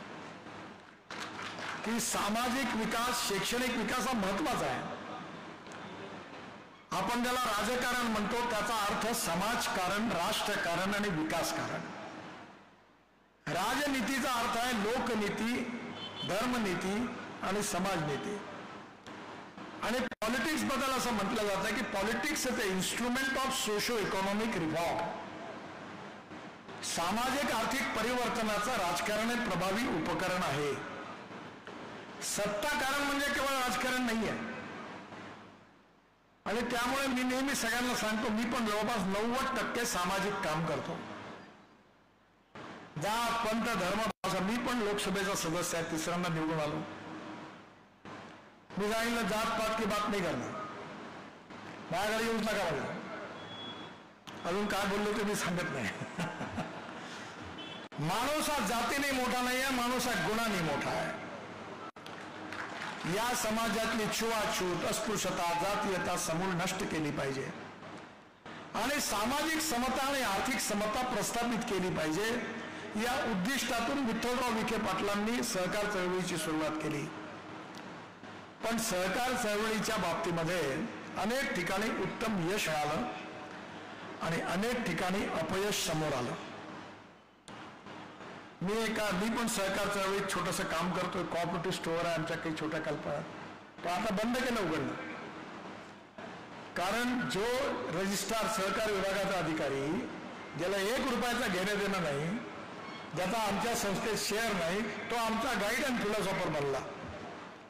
आणि दरवेळेला ऑडिट करून तो आम्हाला आमच्याकडे डिपार्टमेंटल स्टोअरला आला, म्हणे हे साबण काढा, हे द्या, ते द्या, वस्तू उचलून चालायला लागला. तर आमच्याकडे कॉम्प्युटर लागला, ते बोंबलायला लागलं. तर तरी माहीत असं की पैसे भरल्याशिवाय माल बाहेर राहत नाही. मग ठेवला, फेकला त्याने खाली. म्हणजे चळवळ चांगली असेल तर अधिकारी चालू देत नाहीत. आणि त्यामुळे सहकार चळवळीमध्ये उत्तम उदाहरण आहेत, तशी वाईट उदाहरणं. तर मी एका कॉपरेटिव्ह स्टोअरच्या उद्घाटनाकरता शेतकरी संघटनेचे नेते शरद जोशींना बोलवलं. मला आवडणाऱ्यापैकी एक नेते होते, त्यांचे विचार मला बरेच पटायचे. आणि त्यांनी भाषणामध्ये ते असं म्हणाले की success in cooperative is not the success of cooperative movement, it is the success of cooperative leadership who lead this cooperative movement. म्हणजे जिथे विठ्ठलराव विखे पाटलांचं नेतृत्व मिळालं, बाळासाहेब विखे पाटलांचं नेतृत्व मिळालं, चांगलं मिळालं, तिथे सहकारात यश मिळालं. आणि सहकार कसा डुबवायचा असेल तर एक पुस्तक याच्यापेक्षा 10 खंड काढता येतील. ते लिहायचे असतील तर आमच्या विदर्भात या जिल्ह्यामध्ये मोठे पुस्तकं लिहिता येतील, एवढं मॅटर उपलब्ध आहे. खाऊन खाऊन लोकांनी लंब्या केल्या सगळ्या संस्था. ते कोणा पक्षाचा हा प्रश्न महत्वाचा नाही आहे. पैसा कमवणं हा गुन्हा नाही आहे, पण राजकारण किंवा समाजकारण हा पैसा कमवण्याचा धंदा होऊ शकत नाही. त्याकरता वेगळ्या गोष्टी आहेत. आणि दुर्दैवाने अनेक ठिकाणी सहकार चळवळीत हे पथ्य न पाळल्यामुळे ती कोळमळून पडली. सूतगिरण्या बंद पडल्या, कारखाने बंद पडले. आणि म्हणून गुणात्मकरित्या बदल जर सहकार चळवळीत करायचा असेल तर नेतृत्व जे आहे ते जर क्वालिटेटिव्ह असेल, ते जर तपस्वी असेल, त्यागी असेल, कमिटमेंट ठेवणारं असेल आणि समाजाबद्दल, गाव गरीब मजदूर शेतकऱ्याबद्दलचं संवेदनशीलता ठेवणार असेल तर यश मिळतं. हे विठ्ठलराव विखे पाटील आणि बाळासाहेब विखे पाटील यांनी आपल्या आयुष्यात सिद्ध करून दाखवलं. हेच नेहमी मी बाळासाहेबांकडनं समजून घ्यायचा प्रयत्न करत राहिलो. कारण साखर कारखाना यशस्वी झाला, त्यातून मिळाल्यातून शैक्षणिक प्रकल्प यशस्वी झाला. त्यामुळे येणाऱ्या काळामध्ये हा जो यशस्वीतेचा मार्ग त्यांनी दिला, हा मार्गाचं अजून जास्त याला मल्टिप्लाय करणं हेच खऱ्या अर्थाने बाळासाहेब विखेंना आणि विठ्ठलराव विखेंना श्रद्धांजली होईल.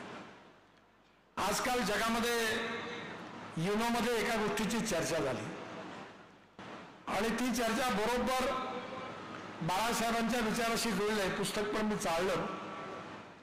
ती चर्चा अशी झाली की भूतानच्या प्रधानमंत्र्यांनी तिने सांगितलं की डोमेस्टिक हॅपी ह्युमन इंडेक्स म्हणजे सुखांक, हा या देशातला सुखांक आपण वाढवला पाहिजे जगातला. आता या सुखांकाचा अर्थ काय काढला त्यांनी?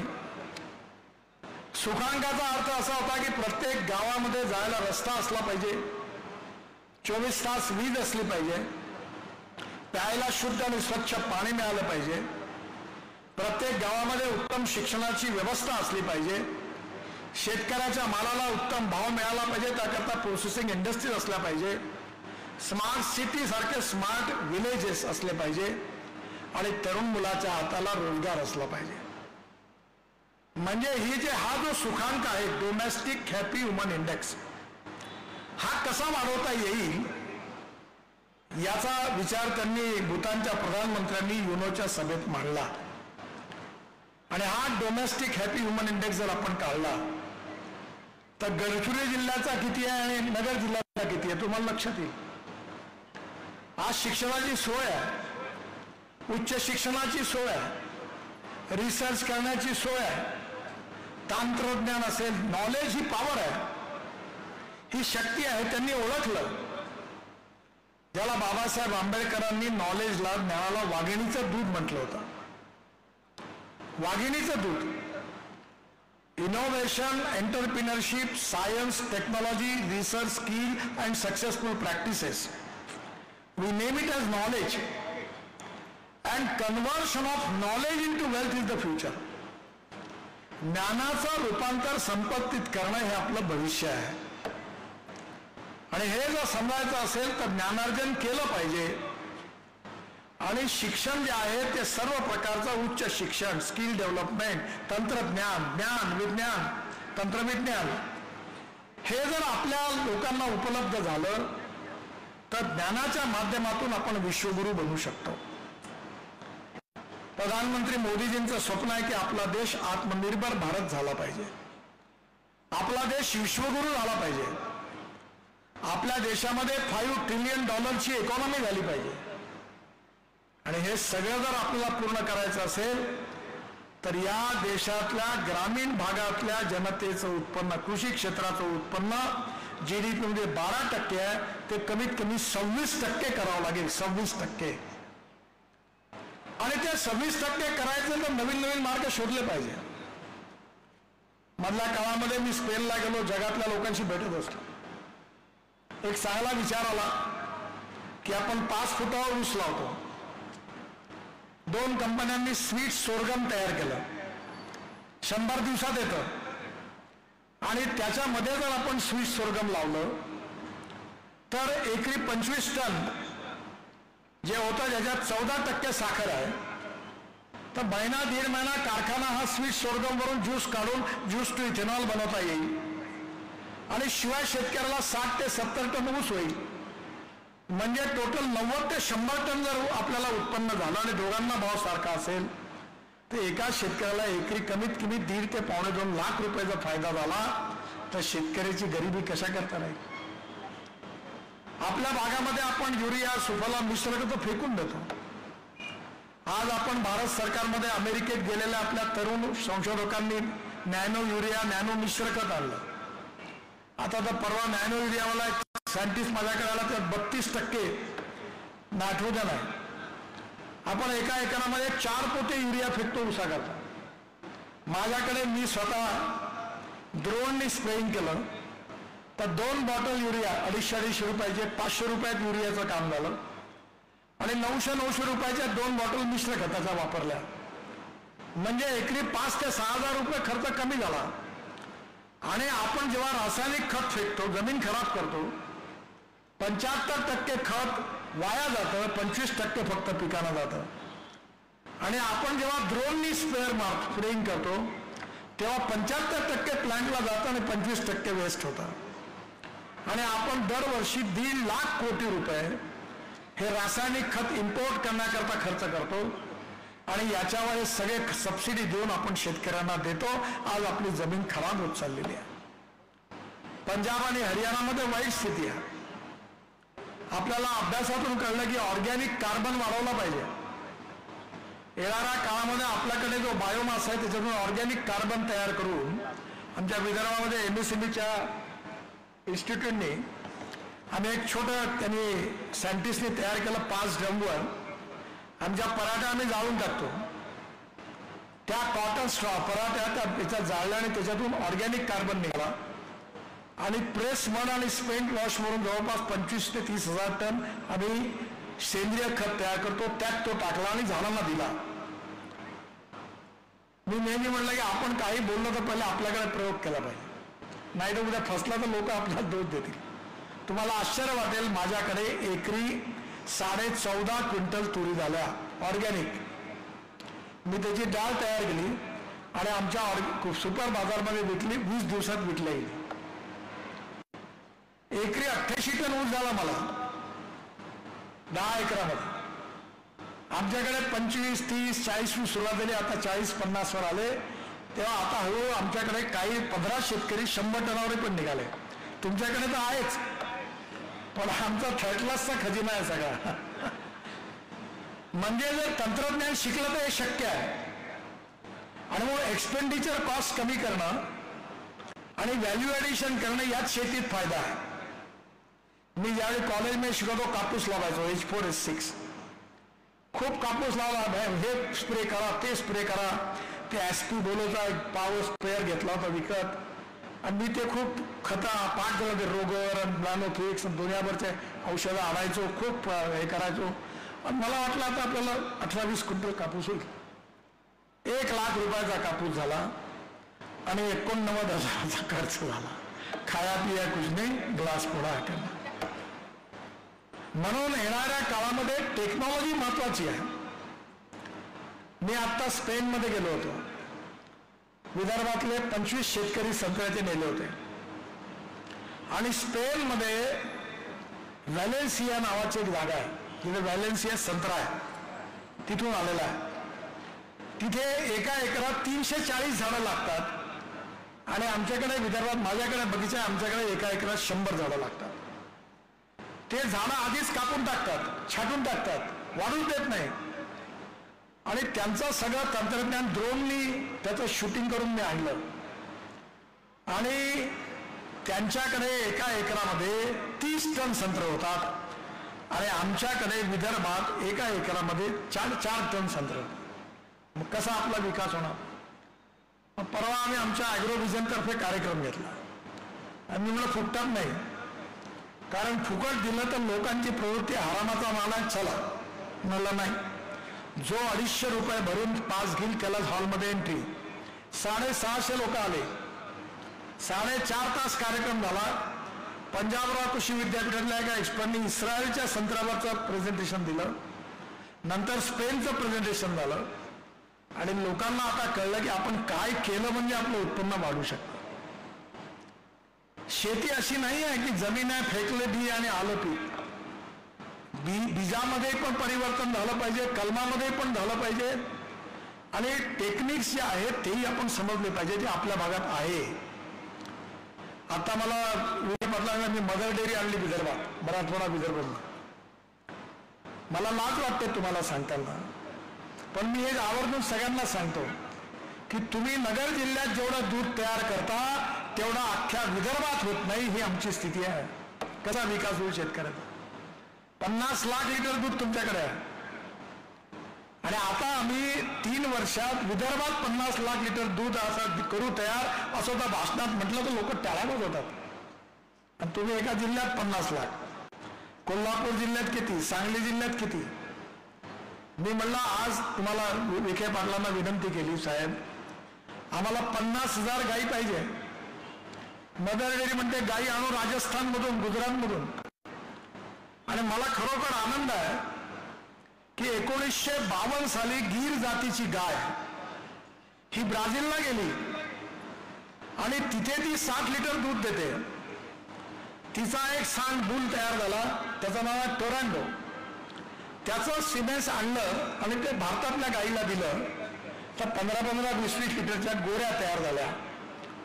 आणि आता एवढा प्रयोग झालेला आहे की बेटी बचाव अभियान आहे तसं आता आपल्या इकडे गायींकरता करायची गरज नाही, कारण 100% गोरीच होईल, ही टेक्नॉलॉजी आली. आणि एम्ब्रिओ ट्रान्सफर 2-2 लिटरच्या गायी आहे गोरक्षणमध्ये. मी सगळ्या गोरक्षणवाल्यांची कॉन्फरन्स घेतली, त्यांना याची माहिती दिली आणि त्यांना म्हटलं तुम्ही आता 2 लिटरच्या गाईला एम्ब्रिओ ट्रान्सफर करून हे जे सिमेंट्स वापरलं गीरचं, तर 3 वेतामध्ये ती आपली जर्सी आणि जी आहे आता हुस्टन ती पण वापस कन्वर्ट होऊन जाईल. धर्मबापचे आंदोलन करायची गरज नाही, पुन्हा ती भारतीय होईल आणि दूध 25 लिटर 30 लिटर देईल. काल माझ्याकडे उत्तराखंडचे मुख्यमंत्री दिल्लीला आले होते आणि त्यांनी मला 1 टन तूप दिलं भेट म्हणून. आणि त्यांनी सांगितलं ते 2-2 फुटाच्या छोट्या गायी असतात, त्या गायींचं ते तूप आहे, त्याला काही औषधी व्हॅल्यू आहे. त्यामुळे येणाऱ्या काळामध्ये असे 3 सेंटर महाराष्ट्रात सुरू झाले. एक व्हेटरनरी युनिव्हर्सिटीमध्ये नागपूरला मी सुरू केलं, पण तिथे बरोबर काम नाही होत. कारण त्यांना मी म्हणलं की तुम्ही गावातल्या गायी आणा, हॉस्पिटल बांधा, इथे एम्ब्रिओ ट्रान्सफर करा, कमीत कमी 100 गायी महिन्याला तुम्ही घेतल्या पाहिजे. ते 2 आणि 4 गायी करतात. दुसरं सेंटर पवार साहेबांनी बारामतीत उघडलं आणि तिसरं सांगलीमध्ये चितळे डेअरीने उघडलं. आणि योगायोगाने तिघांचंही उद्घाटन करण्याची संधी मला मिळाली. आता प्रश्न एवढा की दूध तर होईल, पण सरप्लस दूध झालं तर पुढे काय करायचं हा खरा प्रश्न आहे. कारण आपल्या गायी चांगला झाला की दूध वाढणार, चारा उपलब्ध आहे आणि हिरवा चारा आता वर्षभर टिकवण्याचं, सायलोमध्ये ठेवण्याचं तंत्रज्ञान आहे. त्यामुळे आता दूध वाढणार, पुढे काय करायचं याचाही विचार करावा लागणार आहे. आज आपल्या शेतीची समस्या अशी आहे की साखर यावर्षी ठीक आहे थोडं, पण साखर सरप्लस, मका सरप्लस, तांदूळ सरप्लस, गहू सरप्लस. आणि आपली जी MSP आहे मक्याची 1800 रुपये क्विंटल आहे आणि आपल्या भागामध्ये मक्याचा भाव आला होता 1200 रुपये क्विंटल. आम्ही कॅबिनेटमध्ये विषय आणला की मक्यापासून इथेनॉल बनवण्याची परवानगी द्या, पण भारत आणि इंडिया दिल्लीमध्ये फूड वर्सेस फ्युएल वाद उभा केला की आपण फूड पासून फ्युएल कसं तयार करतो. खूप वादावादी झाली, शेवटी परवानगी मिळाली आणि 1200 रुपये क्विंटल जो मक्याचा भाव होता तो 2800 रुपये क्विंटल झाला आणि आज शेतकऱ्यांना 2600 रुपये क्विंटल भाव मिळतोय. याचं कारण मक्यापासून इथेनॉलची सुरुवात झाली. आता इथेनॉल 20% झालं. मक्यापासून, तांदूळापासून, शुगरकेन ज्यूस पासून, मोलायसेस पासून, बांबू पासून, तळईपासून इथेनॉल तयार झालं. मी आता सोमवारी ब्राझीलला चाललो आहे, त्यांनी बायोमास पासून इथेनॉल तयार केलं, विमानाचं इंधन पण तयार केलेलं. पण आता नवीन संशोधन सुरू आहे की इथेनॉल पासून 2 अजून थोडं वाढवलं तर आयसोब्युटेनॉल तयार होतं आणि आयसोब्युटेनॉल हे 10% डिझेलमध्ये टाकता येईल. आणि आता मी आग्रह धरलाय की आपले सगळे जनरेटर, आपले सगळ्या प्रकारचे इंडस्ट्रियल इक्विपमेंट्स आहेत, त्याच्या मशीन्स आता आयसोब्युटेनॉलवर तुम्ही तयार करा. आणि ऑलरेडी किर्लोस्करने काम केलं त्याच्यावर. आणि येणाऱ्या काळामध्ये आपण 20% ते इथेनॉल वापरू, पण नंतर जर हे आयसोब्युटेनॉल तयार झालं तर डिझेलचाही पर्याय तयार झाला तर 22 लाख कोटी रुपयाचे आपलं इम्पोर्ट आहे फॉसिल फ्युएलचं, त्यातले 10 लाख कोटी रुपये जर शेतकऱ्याच्या खिशात गेले तर या गाव गरीब मजदूर शेतकऱ्याचं कल्याण होऊन हा देश सुखी, समृद्ध, संपन्न झाल्याशिवाय राहणार नाही. म्हणून आता गहू, तांदूळ, ज्वारी, मका, ऊस लावून एका मर्यादेपर्यंत प्रगती होईल. शेतकरी केवळ अन्नदाता नाही, ऊर्जादाता झाला. जी वीज तयार करता आपल्या इथे, इंधनदाता झाला. आता बिटुमिन दाता, डांबर दाता झाला. आपल्याकडे 50 लाख टन डांबर आपण इम्पोर्ट करतो. मला सांगताना आनंद होता की पंजाब आणि हरियाणामध्ये ही जी परली आहे ती जाळतात, त्याच्यामुळे प्रदूषण होतं. आता त्याच्यापासून 500 प्लांट बायोडायजेस्टरमध्ये परली टाकून बायो CNG तयार करतात आणि त्याचा बाय प्रॉडक्ट आहे लिग्नन. आणि ते लिग्नन जे आहे 35% निघतं, ते पेट्रोलियम बिट्युमेनमध्ये टाकून आम्ही आता नागपूर जबलपूर रोडवर 15% यूज रबर टायरची पावडर, 7% प्लास्टिक टाकून एक रोड बनवला. प्राजच्या आणि सेंट्रल रिसर्च रोड ऑर्गेनायझेशनने प्रोजेक्ट केला. आणि मला सांगताना आनंद होतोय की CRI सेंट्रल रिसर्च रोड ऑर्गनायझेशनने सर्टिफिकेट दिलं की पेट्रोलियम बिट्युमिनपेक्षा हा 50% चांगला आहे, क्वालिटी आहे. म्हणजे शेतकरी डांबर तयार करू शकतो. अन्नदाता, इंधनदाता, ऊर्जादाता, डांबरदाता. आणि आता विखे पाटील साहेब तो दिवस दूर नाही की हायड्रोजन दाता. आणि आपला देश 22 लाख कोटी रुपयाची एनर्जी आयात करतो. मी ट्रान्सपोर्टचा मंत्री आहे, ऑटोमोबाईलचा. आता हायड्रोजनचे ट्रक, परवा आम्ही 9 रस्त्यावर 60 ट्रक टाटा आणि लेलँड सगळ्यांच्या पायलट प्रोजेक्ट सुरू केला फ्युएल सेलवर. आणि IC इंजिनमध्ये हायड्रोजन टाकून ते चालतात. माझ्याकडे हायड्रोजनवर चालणारी गाडी फिरतो मी.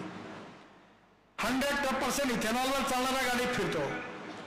टाटा, सुझुकी, होंडा, टोयोटो सगळ्यांनी आता 11 कंपन्यांनी इथेनॉल 100% वाल्या गाड्या आणल्या. बजाज, TVS, हिरो, होंडा यांनी स्कूटर आणल्या, मोटरसायकल आणल्या 100% इथेनॉलला. आणि मी पुण्यामध्ये 6 महिन्यापूर्वी आलो होतो, तेव्हा बजाजची मोटरसायकल CNG वर चालणारी लॉन्च केली. तेव्हा राजीव बजाज यांनी सांगितलं की 1 किलोमीटर पेट्रोलची मोटरसायकलचा खर्च हा ₹2.40 आहे. आणि आपण जर बगासपासून, तुराट्यापासून, ज्वारीच्या फणापासून, नेपियर ग्रास पासून जर CNG तयार केला तर त्यावर आपण जर मोटरसायकल चालवली त्याचा खर्च पर किलोमीटर ₹1 आहे. Electric, ethanol, methanol, biodiesel, bio LNG, CNG, electric या सगळ्यामध्ये शेतकऱ्याकडे डायव्हर्ट केलं पाहिजे. आणि हेच खऱ्या अर्थाने विखे पाटलांचं स्वप्न होतं. त्यांनी या पुस्तकामध्ये शेतकऱ्याचं कल्याण कसं होईल, गावगरीब मजदूर शेतकऱ्याचं कल्याण कसं होईल, आपले सामाजिक राजनीतिक विचाराच्या आधारावर अनेक विचार त्यांनी मांडले. सगळ्याच विचारांनी सगळे सहमत होतील असं नाही, पण त्या विचार त्यांनी प्रामाणिकपणे मांडले याकरता की इंदिरा गांधींच्या बद्दल त्यांनी गौरवद्वार काढलेले आहेत आणि आणीबाणीचं समर्थन पण केलं. त्यांचं आपलं लॉजिक आहे. पण या पुस्तकामध्ये आपले अनुभव लिहित असताना त्यांनी प्रामाणिकपणे आपलं चिंतन मांडलेलं आहे. विचार भिन्नता असू शकते, विचार भिन्नता असण्यात काही गैर नाही आहे. विचार भिन्नता ही आपल्या देशाची समस्या नाही आहे, विचार शून्यता ही आपल्या देशाची समस्या आहे. Neither rightist nor leftist, we are non opportunist ही आपली प्रॉब्लेम आहे. पण त्यांनी ते स्पष्टपणे मांडलं. आणि त्यामागे जी तळमळ आहे ती शेतकऱ्याबद्दलची आहे, ग्रामीण जनतेची आहे, ग्रामीण भागाच्या विकासाची आहे. आणि हा गाव गरीब मजदूर शेतकऱ्याचं कल्याण झालं पाहिजे. जल, जमीन, जंगल आणि जानवर आधारित टेक्नॉलॉजीचा उपयोग करून आपलं ग्रामीण कृषी क्षेत्र समृद्ध संपन्न झालं पाहिजे. स्मार्ट शहर नाही, स्मार्ट विलेजेस झाले पाहिजे, ही त्यांची संकल्पना होती. आणि मला विश्वास आहे की आता रस्ते तर चांगले बनणारच आहे. तुमच्या जिल्ह्यात मी 12-15 हजार कोटीची कामं केली. एक काम सांगायला विसरलो की पुण्यापासून औरंगाबाद रस्त्याला पण मंजुरी दिली आहे. 2 तासामध्ये पुण्याहून औरंगाबाद तर नगर मला वाटतं तास सव्वा तासात येईल. आणि हा रस्ता पूर्ण बाहेरून नेलेला आहे. त्यामुळे नगर शहरातला ट्रॅफिक कमी होईल. मला माहिती आहे, मी नगरमध्ये पुष्कळ यायचो तर आतमध्ये शहरातला नॅशनल हायवे होता. मग बहुतेक आपण बायपास केला पण तोही आता शहरात आला. आणि एका रस्त्याची कहाणी आता सांगितली साहेबांनी, ती आता तोही पण 3ऱ्यांदा टेंडर निघालाय. तुमच्या सगळ्यांच्या आशीर्वादांनी आणि साईबाबांकडे आपण मागणं मागू की आता 3 कॉन्ट्रॅक्ट टर्मिनेट केले, यालाही वेळ येणार नाही. हाही रस्ता होईल. सुरत चेन्नईचाही पण मार्ग निघाला. 1 महिन्याच्या आत शेतकऱ्यांना पैसे मिळतील. कॅबिनेटच्या अप्रुव्हल करता फक्त थांबलेला आहे. आणि या जिल्ह्यामध्ये वीज, पाणी, रस्ते, दळणवळण साधनं झाली तर एकीकडे औद्योगिक विकास होईल. आणि मी आग्रहाने तुम्हाला सांगतो, आजच याची योजना तयार करा. मी खरं फार गमतीदार उदाहरण आहे. आम्ही पहिल्यांदा लहानपणी भाषणामध्ये म्हणायचो काश्मीर से कन्याकुमारी तक. आता हा रस्ता तुमचा तो आहे की तुम्ही हिमाचल प्रदेश मधल्या मनालीमध्ये गेल्या. मनालीतून रोहतांग पास जायला 3.5 तास लागायचे. आता 8 मिनिटात जाता येईल. अटल टनेल बनली. तिथून बाहेर आल्यानंतर आम्ही 8 टनेल आणि रस्ता बांधतो हिमालयाच्या मध्यभागातून लडाख लेह पर्यंत. लडाख लेह नंतर झोजिला टनेल कारगिलच्या खाली, त्याचं 75% काम पूर्ण झालं. 12,000 कोटी रुपयाची टनेल केवळ 5,500 कोटीत बांधून आम्ही पूर्ण करतोय. तिथून निघालं की झेडमोर टनेल. तिथून आपण श्रीनगरला येतो. श्रीनगर ते जम्मू 36 टनेल आहेत, त्यापैकी 22 बांधून पूर्ण झाल्या. आणि कटराच्या आधी दिल्ली कटरा एक्सप्रेस हायवेने डायरेक्ट 6 तासामध्ये दिल्ली, आणि दिल्ली मुंबई हायवे आता 1,10,000 कोटी रुपयाचा जवळपास बांधून पूर्ण होत आलेला आहे. महाराष्ट्रात राहिला. आणि तिथून तुम्ही पूर्ण सुरतला याल. आणि मग तुम्हाला जर दक्षिणेत जायचं असेल, हैदराबाद, बेंगलोर, चेन्नई, कन्याकुमारी, कोचीन, त्रिवेंद्रम, तर मुंबईला येऊन मुंबईहून पुण्याला आणि पुण्यावरून सोलापूर, कोल्हापूरने जावं लागायचं. आता जायची गरज पडणार नाही. हा जो रस्ता आहे हा डायरेक्ट सुरतवरून नाशिक, नाशिकवरून अहमदनगर, अहमदनगरवरून सोलापूर, सोलापूरवरून कर्नूल, आणि कर्नूलवरून चेन्नई, कन्याकुमारी, हैदराबाद, बेंगलोर, मंगलोर, कोचीन, त्रिवेंद्रम. तर खऱ्या अर्थाने हा देशाची हार्ट लाईन बनणार आहे. तुम्ही मेन लाईन वर येणार आहात. सध्या तुमचं मीटर गेज होतं, आता ब्रॉडगेज होणार आहे. आणि या रस्त्याच्या बाजूला जे शेतकरी आहेत त्यांना हात जोडून विनंती आहे, आपल्या जमिनी विकू नका. खूप किंमत येणार. आता तुम्ही नाही विकून टाकाल, मग जे घेणार आहेत ते हुशार लोक आहेत, ते श्रीमंत होतील. आणि त्या ठिकाणी आता येणाऱ्या काळात जशी मी विखे पाटलांना विनंती केली मगाशी की इंडस्ट्रीयल क्लस्टर, लॉजिस्टिक पार्क उभे करा. हा जिल्हा देशाच्या उद्योगाचं केंद्र बनू शकेल एवढी ताकद या रस्त्यामुळे येणार आहे. मी आता दिल्लीला द्वारका एक्सप्रेस हायवे बांधला. स्टेट ऑफ आर्ट प्रोजेक्ट आहे. एका पिल्यावर 4 लेअर आहेत. आर्टिफिशियल टनेल बांधली आहे. कधी विखे साहेब आपण बघायला जा. आणि त्याच्या बाजूला काही नव्हतं, सगळं उजाड स्थिती होती. तिथे आता 10 लाख कोटी रुपयाची इन्व्हेस्टमेंट आली. फ्लॅट्स बनले, बंगले बनले. आणि मी परवा विमानात येताना एक टाय घातलेला माणूस आला एक्झिक्युटिव्ह क्लासमध्ये, माझ्या पाया पडला झाडवा पडून. अरे म्हणलं ये मत करो. बोले साहब क्यों नहीं करूं, मेरा दिवाला पीट गया था. बोले आपने रोड बनाया, मैं 50,000 करोड़ का मालिक बनाऊं, आपको ढूंढ रहा था. बोले हाँ बस आपको अभिनंदन करता हूं. हे तुमच्या इथे होणार आहे. रोड अमेरिकन राष्ट्रपती जॉन एफ केनेडी म्हणायचे की American roads are not good because America is rich, but America is rich because American roads are good. America धनवाल्यावर अमेरिकेतले रस्ते चांगले नाही झाले, तर अमेरिकेतले रस्ते चांगले झाले म्हणून अमेरिका धनवान झाली. आणि त्यामुळे बाळासाहेबांच्या स्वप्नातला शेतकरी, शेतमजूर या सगळ्यांचं कल्याण करून एक समृद्ध संपन्न जिल्हा हा करण्यामध्ये आपण सगळ्यांच्या प्रयत्नाने जर यशस्वी होऊ तर तीच खऱ्या अर्थाने बाळासाहेबांची स्वप्नपूर्ती होईल. आणि खऱ्या अर्थाने त्यांनी विशेष रूपाने देह वेचावा कारणी हे शीर्षक फार चांगलं आहे.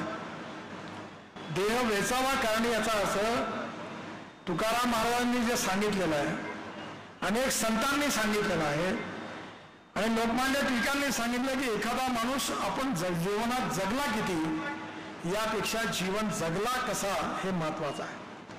मी आजकाल कबीरांची भजनं ऐकत असतो. त्यांच्या एका भजनात त्यांनी खजूरच्या झाडाचं वर्णन केलं आहे. पेड़ तो बहुत बड़ा है, बोलत छावनी मिळते. म्हणजे झाड असं असलं पाहिजे की त्याच्या छायेखाली अनेक लोकांना आधार मिळाला पाहिजे. शेवटचा मुद्दा सांगून माझं भाषण संपवतो. स्टारबक्स नावाचे एक अतिशय स्टारबक्स कॉफीची दुकान आहे जगात, 28,000 30,000 आहे. त्यांचे वडील ट्रक ड्रायव्हर होते, आई नर्स होती. त्यांचं एक आत्मचरित्र प्रकाशित झालं, माझ्या वाचण्यात आलं. आणि त्या आत्मचरित्रामध्ये मी खूप सुंदर सांगितलं की ज्यावेळी ते एका कॉफी शॉपमध्ये एक वेटर म्हणून काम करत होते, तिथे मेहनत करताना त्यांनी कब्बशा धुतल्या, साफसफाई केली आणि मग आपलं कॉफी शॉप टाकलं. आणि पाहता पाहता जगामध्ये त्यांची कॉफी स्टारबक्स प्रसिद्ध झाली, करोडोपती झाले. त्यावेळी त्यांनी त्या पुस्तकात लिहिलंय की जेव्हा तुम्हाला यश मिळतं, इंग्लिशमध्ये लिहिलंय, आणि जेव्हा तुम्हाला खूप आनंद मिळतो त्या यशामुळे, पण तुम्हाला यश मिळतं त्याचा आनंद तुमच्या सहकाऱ्यांना तेवढा होत नाही, तुमच्या आजूबाजूच्या लोकांना होत नाही, तेव्हा त्या यशाला काही अर्थ नाही आहे. पण जेव्हा तुम्हाला यश मिळतं तेव्हा तुमच्यापेक्षा जास्त आनंद तुमच्या सहकाऱ्यांना मिळतो, जनतेला मिळतो, तेव्हा खऱ्या अर्थाने त्या यश महत्वाचं आहे. विखे पाटलांनी एवढी मेहनत स्वतःचा पब्लिक लिमिटेड उद्योग काढून केली असती तर कदाचित ते खूप धनवान आणि श्रीमंत झाले असते. पण सहकार्याच्या माध्यमातून समाजाचा सर्वांगीण विकास झाला पाहिजे, गरिबी, भूकमारी, बेरोजगारी दूर झाली पाहिजे, गावं संपन्न झाली पाहिजे आणि शेतकरी समृद्ध संपन्न झाला पाहिजे. या हव्यासापोटी त्यांनी सहकार चळवळीच्या माध्यमातून शिक्षण क्षेत्रामध्ये, सामाजिक क्षेत्रामध्ये उत्तम काम केलं.